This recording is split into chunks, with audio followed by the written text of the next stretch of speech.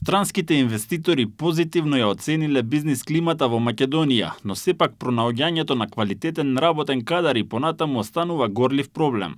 Најновата анкета покажа дека 35% од компаниите со странски капитал се задоволни од инфраструктурата во Македонија, што е речиси двојно повеќе од лани, но дури 89% од нив се соочиле со проблем да најдат соодветен квалификуван кадар. 17% веќе почнале да вработуваат странски работници, иако 90% од нив ги зголемиле платите просечно за околу 10%. Како главна причина за недостигот на кадар, тие ја посочија миграцијата. 90% од компаниите ги покачија платите во претходната година, тоа е околу 10,5% просечно.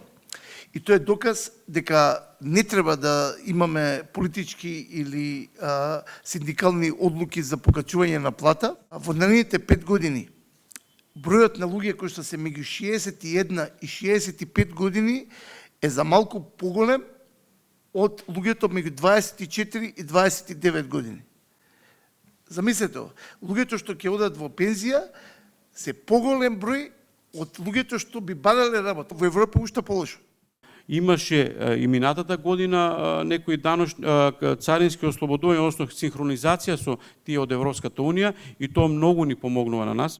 Во однос на проблемите со транспортните компании и штрајкот кој го направија, од Советот ја пофалија владата за брзата реакција за која велат дека спречила негативни последици за бизнисот. Кризата ги погодува сите, но она што во овој момент треба да се направи е да се искористи моментот и да се најдат можности за да се биде поконкурентен на пазарот, смета првиот човек на Советот Виктор Мизо.